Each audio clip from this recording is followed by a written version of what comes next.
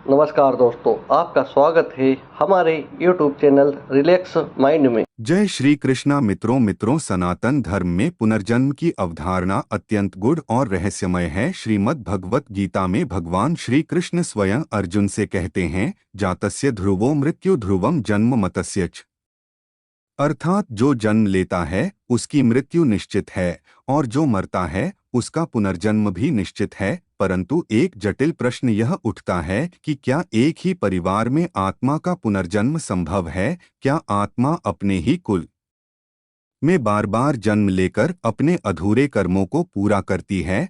क्या कोई आत्मा अपने पाप या पुण्य के कारण अपने ही वंश में वापस लौट सकती है? मित्रों, इस वीडियो के माध्यम से हम आपको इस गर रहस्य को विस्तार से बताएंगे जो महाभारत काल से जुड़ी हुई है। मित्रों, कहते हैं कि इस कथा को सुनने मात्र से व्यक्ति के कोटि कोटि पापों का नाश होता है। तो आपसे आग्रह है कि इसे पूरे ध्यानपूर्वक और आखिरी तक अवश्य देखें। साथ ही इस वीडियो को एक लाइक करके कमेंट में जय श्री हरि विष्णु लिखकर ईश्वर को अपना आभार व्यक्त करें। तो चलिए शुरुआत करते हैं आज की इस ज्ञानवर्धक प्रस्तुति की। मित्रों, यह कथा महाभारत काल से जुड़ी हुई है और भगवान श्री कृष्ण स्वयं इस रहस्य को उजागर करते हैं। महाभारत का युद्ध समाप्त हो चुका था। धर्मराज युधिष्ठिर ने हस्तिनापुर का शासन संभाल लिया था। पांडवों ने अपनी संपूर्ण शक्ति से राज्य को धर्म के मार्ग पर चलाने का प्रयास किया, किंतु उनके मन में अब भी कई आध्यात्मिक प्रश्न थे। युद्ध के दौरान उन्होंने अपने परिवार के कई सदस्यों को खो दिया था। भीष्म पितामह, अभिमन्यु, द्रोणाचार्य, कर्ण और स्वयं श्री कृष्ण की इच्छा से कौरव वंश का संहार हो गया था। यह सब देखकर युधिष्ठिर के मन में एक गहरी जिज्ञासा उत्पन्न हुई। एक दिन वे अपने भाइयों भीम, अर्जुन, नकुल और सहदेव के साथ महर्षि वेदव्यास के आश्रम पहुंचे। वहां उन्होंने श्रद्धापूर्वक महर्षि के चरणों में प्रणाम किया और अपनी शंका प्रकट की। युधिष्ठिर बोले, गुरुदेव, आपने हमें धर्म, कर्म और पुनर्जन्म के गूढ़ रहस्यों के बारे में सिखाया है, किंतु एक प्रश्न मेरे मन को विचलित कर रहा है। क्या एक ही परिवार में पुनर्जन्म संभव है? क्या कोई आत्मा अपने ही वंश में बार बार जन्म ले सकती है? मित्रों, फिर महर्षि वेदव्यास ने गहरी दृष्टि से युधिष्ठिर को देखा। वे जानते थे कि युधिष्ठिर कोई साधारण मनुष्य नहीं थे। वे स्वयं धर्मराज के अंशा अवतार थे, जिनका हृदय सदा सत्य की खोज में लगा रहता था। उन्होंने कुछ क्षण ध्यान लगाया, फिर गंभीर स्वर में बोले, धर्मराज, यह प्रश्न जितना सरल लगता है उतना ही गूढ़ और रहस्यमय है। पुनर्जन्म के नियम अटल हैं, किंतु कभी कभी कोई आत्मा विशेष परिस्थितियों में अपने ही कुल में बार बार जन्म लेती है। यह तब होता है जब उसके अधूरे कर्म उसी परिवार से जुड़े होते हैं या जब उसने अपने पूर्व जन्म में कोई विशेष संकल्प या शराब प्राप्त किया होता है। युधिष्ठिर और उनके भाई ध्यानपूर्वक सुन रहे थे। महर्षि वेदव्यास आगे बोले, पुनर्जन्म के तीन कारण होते हैं। पहला, प्रारब्ध कर्म। जो कर्म पहले किए गए हैं वे अगले जन्म में फल देने के लिए बाध्य होते हैं। दूसरा, संस्कारों का प्रभाव। जब किसी आत्मा की गहरी स्मृतियां या भावनाएं अधूरी रह जाती हैं तो वह जन्म लेने के लिए उसी स्थान की ओर आकर्षित होती है। तीसरा, ऋणानुबंध। यदि किसी आत्मा का किसी कुल या परिवार से गहरा संबंध हो तो वह वहां पुनः जन्म ले सकती है। यह संबंध प्रेम, घृणा, पाप या पुण्य किसी भी रूप में हो सकता है। युधिष्ठिर ने आगे प्रश्न किया, गुरुदेव, क्या कोई ऐसा उदाहरण है जिससे यह प्रमाणित हो सके कि कोई आत्मा अपने ही कुल में जन्म लेती है? महर्षि वेदव्यास मुस्कुराए और बोले, हाँ, मैं तुम्हें एक ऐसी घटना सुनाने जा रहा हूँ जो स्वयं भगवान श्री कृष्ण के काल में घटित हुई थी। यह कथा द्वारका के एक ब्राह्मण और अर्जुन की प्रतिज्ञा से जुड़ी हुई है। इसी कथा में पुनर्जन्म का एक रहस्यमय उदाहरण मिलता। मित्रों, यह सुनकर पांडवों की जिज्ञासा और भी बढ़ गई। महर्षि वेदव्यास ने एक प्राचीन कथा सुनानी शुरू की और बोले, महाभारत युद्ध के कुछ समय बाद जब श्री कृष्ण द्वारका में राज्य कर रहे थे, तब एक दिन एक ब्राह्मण उनके दरबार में आया। वह अत्यंत व्यथित था। उसने प्रभु श्री कृष्ण के चरण पकड़कर विलाप किया। युधिष्ठिर और पांडव एकाग्र होकर सुन रहे थे। महर्षि ने आगे कहा, ब्राह्मण समस्या विचित्र थी। वह बोला कि उसकी जितनी भी संतानें जन्म लेती हैं, वे सभी जन्म लेते ही मृत्यु को प्राप्त हो जाती हैं। यह घटना बार बार घटित हो रही थी। ब्राह्मण ने सोचा कि यह उसके किसी पाप का फल है, किंतु जब उसने सभी प्रकार के अनुष्ठान किए तब भी समाधान नहीं मिला। अंततः वह श्री कृष्ण के पास पहुंचा। मित्रों, यह सुनकर युधिष्ठिर के मन में कौतूहल उत्पन्न हुआ। गुरुदेव, क्या श्रीकृष्ण ने ब्राह्मण की समस्या का समाधान किया? महर्षि वेदव्यास ने उत्तर दिया, हाँ, किंतु इस घटना में एक गूढ़ रहस्य था। ब्राह्मण का यह दो एक केवल एक साधारण घटना नहीं थी, बल्कि यह पुनर्जन्म और कर्म के बंधन से जुड़ा हुआ था। जब अर्जुन को इस घटना का पता चला तो उसने ब्राह्मण से प्रतिज्ञा की कि वह स्वयं उसकी अगली संतान की रक्षा करेगा।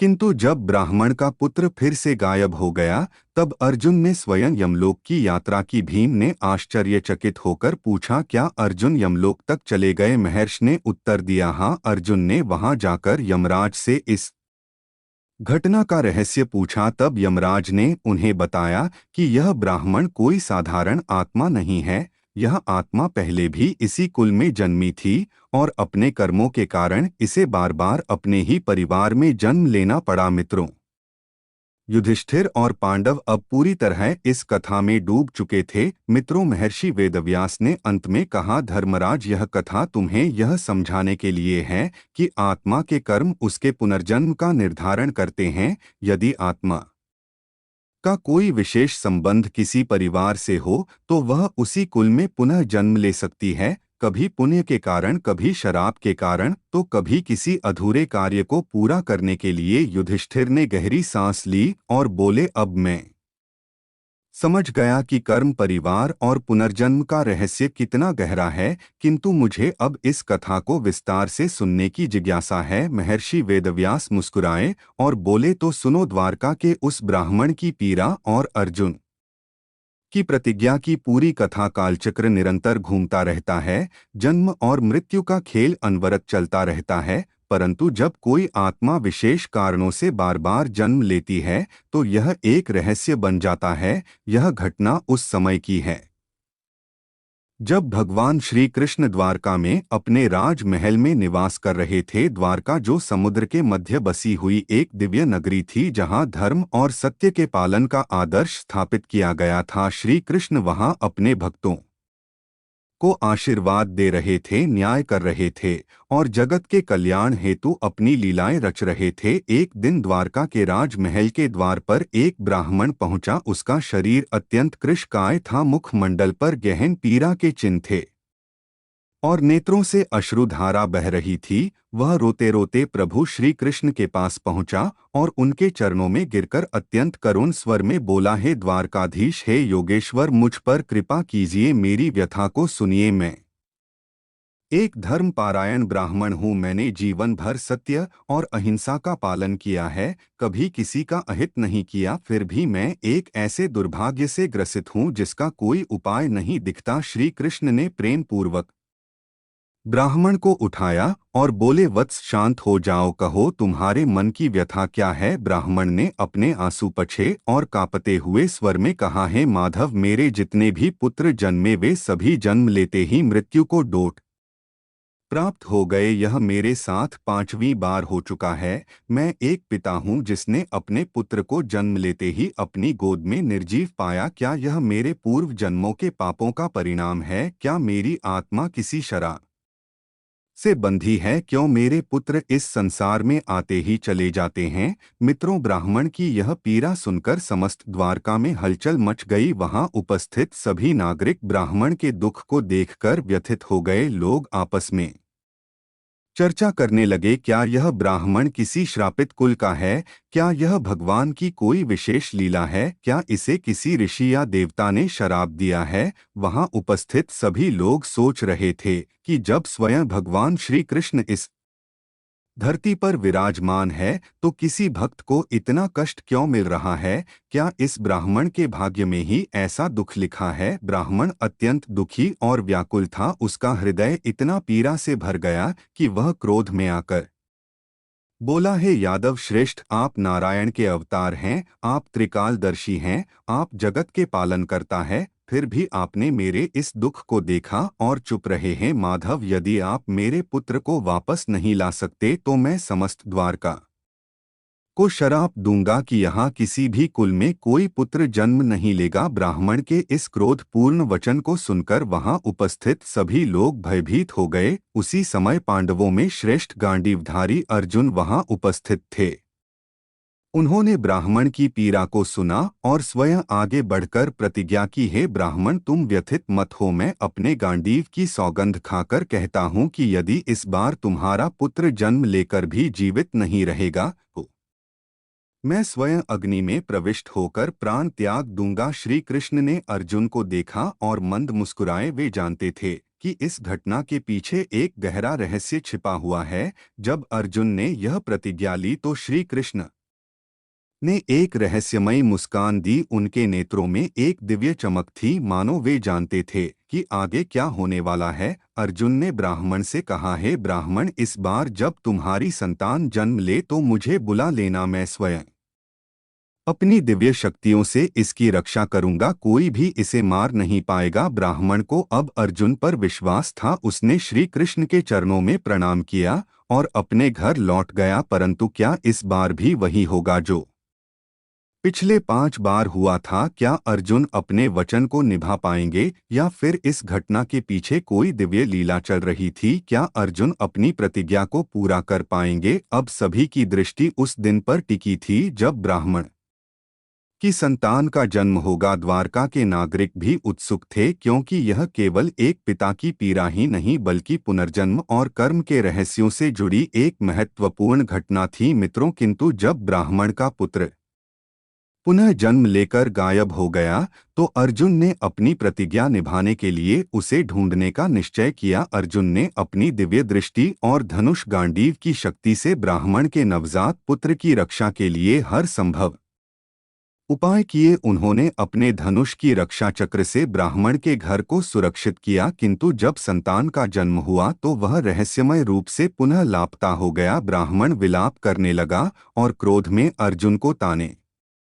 मारने लगा, हे अर्जुन, तुमने तो कहा था कि तुम मेरे पुत्र की रक्षा करोगे, परंतु वह फिर भी लुप्त हो गया। क्या तुम्हारी प्रतिज्ञा व्यर्थ थी? अर्जुन को अपनी शक्ति पर अत्यंत विश्वास था। उसने संकल्प लिया कि जब तक वह इस रहस्य को सुलझा नहीं लेता तब तक वह चैन से नहीं बैठेगा। मित्रों, फिर अर्जुन ने सबसे पहले इंद्रलोक की यात्रा की। उन्होंने स्वर्गलोक जाकर देवराज इंद्र से पूछा, हे देवराज, क्या रे ब्राह्मण मित्र का पुत्र यहाँ पर है? इंद्र ने उत्तर दिया, नहीं पार्थ, यह रहस्य तुम्हारी कल्पना से भी परे है। यह कोई साधारण घटना नहीं बल्कि पुनर्जन्म और कर्म का गूढ़ रहस्य है। तुम्हें इसे समझने के लिए और गहरे जाना होगा। इंद्र के संकेत को समझते हुए अर्जुन ने अगला कदम उठाया। वे वरुण लोक गए, फिर कुबेर लोक और अंत में यमलोक की ओर प्रस्थान किया। अर्जुन ने अपने दिव्य रथ से यमलोक का द्वार पार किया। वहां उन्होंने यमराज को देखा, जो धर्म और कर्म के संरक्षक थे। यमराज की उपस्थिति अत्यंत प्रभावशाली थी। उनका स्वर गंभीर और गूढ़ था। यमराज ने अर्जुन को देखकर कहा, क्यों आए हो गांडीवधारी अर्जुन? तुम तो अभी तक मृत्यु के योग्य नहीं हो, फिर तुम यमलोक तक कैसे पहुंच गए? अर्जुन ने हाथ जोड़कर कहा, हे यमराज, मैं द्वारका के एक ब्राह्मण की संतान को खोजने आया हूं। मैंने उसे बचाने की प्रतिज्ञा ली थी, किंतु वह जन्म लेते ही लुप्त हो गया। मैं जानना चाहता हूं कि उसका क्या हुआ। यमराज गंभीर हो गए और एक क्षण के लिए मौन रहे। फिर वे बोले, पार्थ, यह कोई साधारण संतान नहीं है। इसका रहस्य तुम्हारे और श्री कृष्ण के काल से भी बहुत पुराना है। यह आत्मा एक शराब के कारण अपने ही परिवार में बार बार जन्म ले रही है। मित्रों, यह सुनकर अर्जुन चौंक गए। उन्होंने पूछा, हे धर्मराज, कृपया स्पष्ट कीजिए, यह आत्मा कौन थी और इसे शराब क्यों मिला? यमराज ने अपने दिव्य दृष्टि से उस आत्मा के पूर्व जन्मों को देखा और बोले, यह आत्मा पहले एक महान योद्धा थी जो द्वापर युग से पहले त्रेता युग में भी जन्मी थी। यह राजा नल के पुत्र के रूप में जन्मा था, परंतु अपने अहंकार और अन्याय के कारण इसे एक ब्राह्मण के शराप से बार बार मृत्यु का दंड मिला। अर्जुन आश्चर्यचकित हो गए, तो क्या यह आत्मा अपने ही कर्मों के कारण हर जन्म में इसी परिवार में जन्म लेती है? यमराज ने उत्तर दिया, हाँ, क्योंकि इस आत्मा ने एक समय में एक निर्दोष ब्राह्मण के पुत्र को मारा था। उसी ब्राह्मण ने इसे शराप दिया था कि यह भी हर जन्म में अपने ही कुल में जन्म लेगा और जन्म लेते ही मृत्यु को प्राप्त करेगा। जब तक कोई महान योद्धा और दिव्य पुरुष इसे इस चक्र से मुक्त नहीं कराएगा, तब तक इसका यह चक्र चलता रहेगा। अर्जुन को अब इस रहस्य का आभास हो गया था। अर्जुन बोले, यदि यह आत्मा एक शराप के कारण इस चक्र में फंसी है तो इसे मुक्ति कैसे मिलेगी? यमराज ने उत्तर दिया, केवल भगवान श्री कृष्ण ही इसे इस चक्र से मुक्त कर सकते हैं, क्योंकि वे स्वयं नारायण हैं। वे ही इस आत्मा के प्रारब्ध को बदल सकते हैं। यदि वे चाहे तो इसे मोक्ष मिल सकता है। अर्जुन ने तुरंत श्री कृष्ण का ध्यान किया और उन्हें यमलोक बुलाया। श्री कृष्ण दिव्य रूप में प्रकट हुए। श्री कृष्ण मुस्कुराए और बोले, हे पार्थ, यह आत्मा अपने ही कर्मों में उलझी हुई थी, परंतु अब इसका समय आ गया है कि इसे मोक्ष प्राप्त हो। फिर श्री कृष्ण ने अपने दिव्य सुदर्शन चक्र से उस आत्मा के बंधनों को काट दिया। यमराज ने कहा, अब यह आत्मा पुनः जन्म नहीं लेगी, इसका चक्र समाप्त हो गया है। हे अर्जुन, तुमने इस आत्मा को मुक्त कराने में एक महत्वपूर्ण भूमिका निभाई है। अर्जुन और श्री कृष्ण ने ब्राह्मण के पुत्र को वापस जीवित कर दिया और उसे द्वारका में उसके माता पिता को सौंप दिया। जब ब्राह्मण ने अपने पुत्र को जीवित देखा तो वह आश्चर्य और हर्ष से भर उठा। उसने श्री कृष्ण और अर्जुन को धन्यवाद दिया। अर्जुन ने समझ लिया कि कर्म, पुनर्जन्म और शराब का रहस्य कितना गहरा है। यह केवल एक जीवन का खेल नहीं था, बल्कि आत्मा की यात्रा थी जो तब तक चलती रहती है जब तक वह अपने कर्मों से मुक्त नहीं हो जाती। मित्रों, फिर श्री कृष्ण ने अर्जुन से कहा, हे पार्थ, यह घटना तुम्हें यह सिखाने के लिए हुई कि आत्मा अपने कर्मों के अनुसार जन्म लेती है, किंतु जब कोई सत्य और धर्म के मार्ग पर चलता है तो उसे मोक्ष की प्राप्ति होती है। अर्जुन ने सिर झुका लिया और कहा, हे केशव, अब मैं पुनर्जन्म और कर्म के गूढ़ रहस्य को समझ गया। सत्य और धर्म ही आत्मा की मुक्ति का मार्ग है। युधिष्ठिर और पांडवों ने जब यह कथा सुनी तो वे आश्चर्यचकित रह गए। महर्षि वेदव्यास ने कहा, धर्मराज, यह घटना सिद्ध करती है कि पुनर्जन्म सत्य है। यदि किसी के कर्म उसके परिवार या कुल से जुड़ होते हैं तो आत्मा बार बार वही जन्म ले सकती है जब तक कि वह मुक्त ना हो जाए। यही कारण है कि कुछ लोग अपने पिछले जन्म की स्मृतियां रखते हैं। युधिष्ठिर ने सिर झुकाकर कहा, हे गुरुदेव, अब मेरी शंका का समाधान हो गया। पुनर्जन्म का रहस्य अद्भुत और गुण है, किंतु धर्म ही इसका एकमात्र समाधान है। तो मित्रों, इस कथा से यह प्रमाणित होता है कि यदि आत्मा के कर्म किसी परिवार या कुल के प्रति विशेष रूप से बंधे होते हैं तो पुनर्जन्म उसी परिवार में संभव हो सकता है। यह रहस्य केवल ईश्वर ही जानते हैं कि कौन कब और कहां जन्म लेगा, परंतु शास्त्रों में ऐसे कई प्रमाण मिलते हैं जो पुनर्जन्म की इस धारणा को बल देते हैं। तो मित्रों, पुनर्जन्म के विषय में आपकी क्या राय है, हमें कमेंट में अवश्य लिखें। साथ आपको यह जानकारी अच्छी लगी हो तो चैनल को सब्सक्राइब करें और कमेंट में जय श्री राधे लिखना ना भूलें। धन्यवाद।